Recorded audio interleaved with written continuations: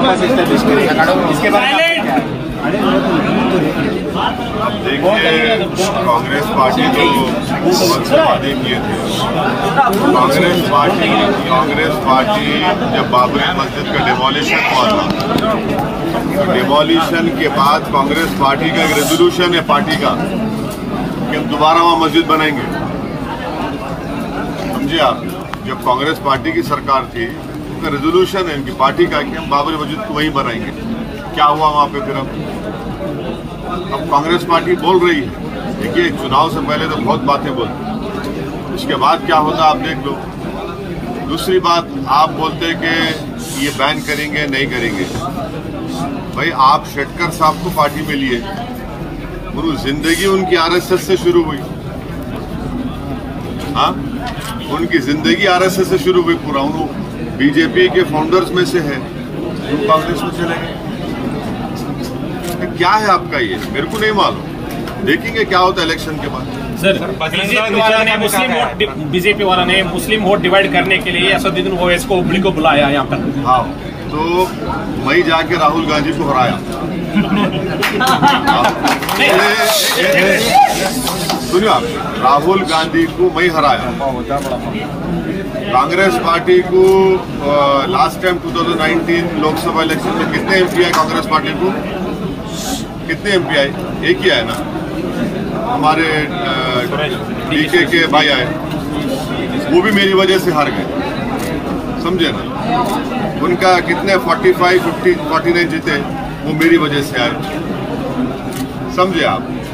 उनके एमएलएस भाग गए बीजेपी में, मेरे से खाना खा के घर में मेरे जाओ बोला उनको। ये बकवास है। पूरे कर्नाटका में हम 2 सीट लड़ रहे, एक पे सपोर्ट कर रहे। आप लड़ो ना भाई, कौन रोक रहा आपको? तो वो उर्दू में एक सेइंग है, नाच नहीं जाने तो आंगन टेढ़ा बोलते। तो उनका मामला ऐसा है। मजलिस ने बाकी राज्यों में काफी सारे कैंडिडेट्स को फाइल किया, लेकिन कर्नाटक में सिर्फ 3 को। अब प्रॉब्लम ये है कि गुजरात में हम खाली 11 कैंडिडेट खड़ा करें, 12 एक कांग्रेस पार्टी वाले उसको खरीद लिए थे, बापू नगर बोल के अहमदाबाद में, वहां भी हार गए। 11 हम लड़े, उसके बावजूद भी कांग्रेस का कितना नंबर आया भाई? कितने एमएलए सीट्स है गुजरात में? तो ये आर्गुमेंट रॉन्ग है। हम अपनी पार्टी के स्ट्रेटेजी के लिहाज से हम फैसला लेते हैं।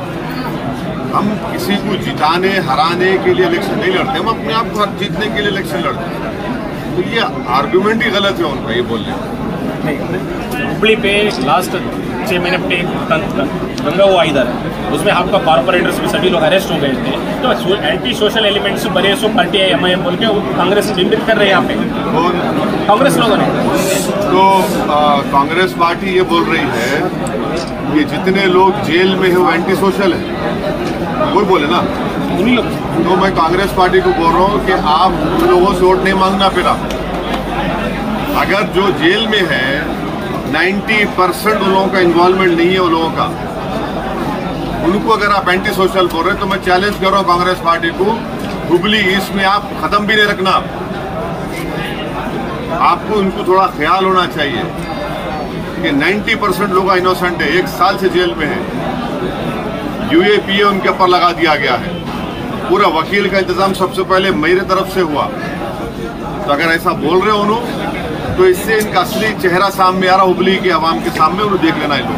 Sir, implementation of uniform civil code पर बीजेपी ज़्यादा ये दे रही है और वो करने की बात भी उन्होंने अपने मैनिफेस्टो में बताया है। इसके बारे में आपको क्योंकि उसको आप उसके खिलाफ आप बात करते हैं। देखिए, आप रिलीजियस कन्वर्जन के खिलाफ कानून बनाते हैं, अब वो यूनिफॉर्म सिविल कोड से कैसा रहता ताल्लुक उसका? भाई क्या गोश्त खाना नहीं खाना तो कानून बनाते, यूनिफॉर्म सिविल कोड से क्या लेने देना उसको? आपकी सरकार गोवा में है, बीजेपी की गवर्नमेंट गोवा में है, तो गोवा में वहाँ पर एक रूल है, लॉ है कि अगर कोई हिंदू कपल को 25 साल और 30 साल के दरमियान में उनको बेटा नहीं हुआ, सन नहीं हुआ, तो दे कैन दूसरी शादी कर सकते, सेकंड मैरिज। वहाँ चेंज करो ना तुम लॉ को। खाली बस यूनिफॉर्म सिविल कोड से पहले आर्टिकल 29 कॉन्स्टिट्यूशन में एक फंडामेंटल राइट है और वो राइट टू कल्चर का राइट है, अनफिटर्ड है, उसको कोई रोक नहीं सकता। तो मेरे को मेरे कल्चर का प्रोटेक्शन का राइट हासिल है। अब एनआरसी लेके आते बोल रहे हैं, एनआरसी कहां से लेके आते? जो आसाम में एनआरसी हुआ तुम उसको नहीं मान रहे, सुप्रीम कोर्ट मॉनिटर्ड। तो ये बीजेपी का ऐसा ही रहता सर रिजर्वेशन के बारे में 4% रिजर्वेशन ये कर दिया, हटा दिया। तो सुनिए,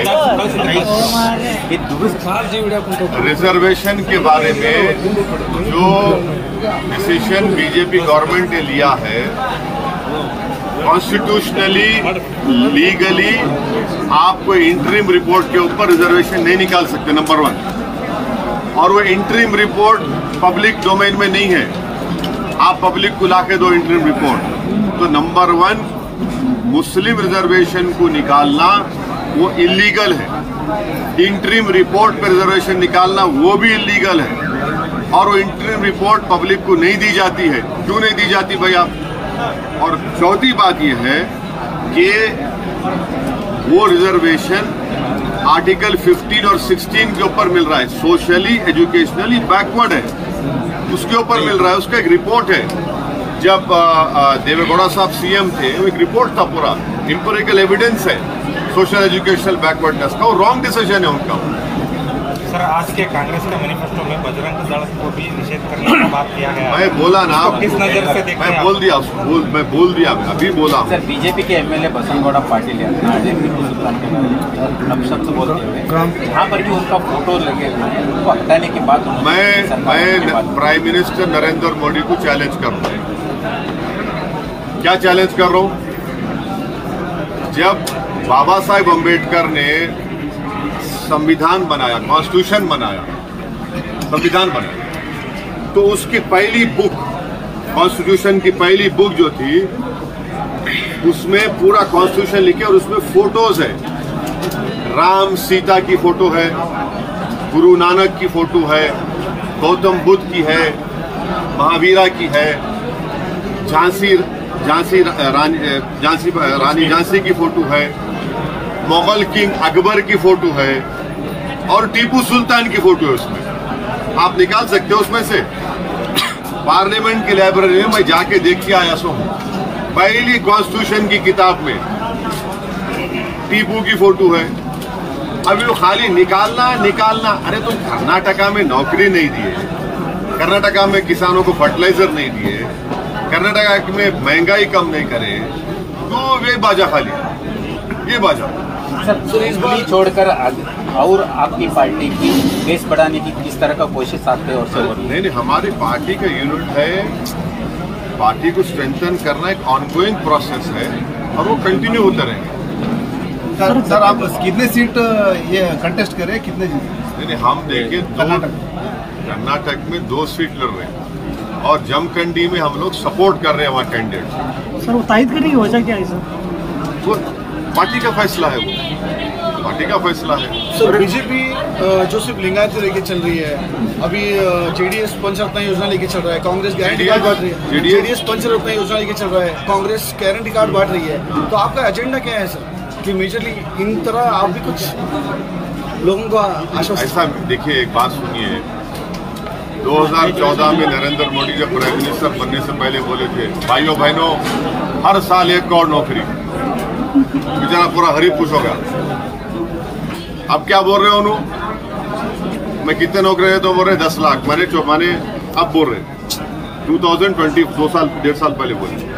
ये पब्लिक जो है ना, ये जितने भी इलेक्शन मैनिफेस्टो आते, हमको एक लॉ बनाना चाहिए कि जो भी पार्टी इलेक्शन मैनिफेस्टो में बोलती उसको इम्प्लीमेंट करना, नहीं इम्प्लीमेंट करे तो फिर उसके खिलाफ क्या एक्शन लेना। ये लिख के दे के बोलना अच्छा है।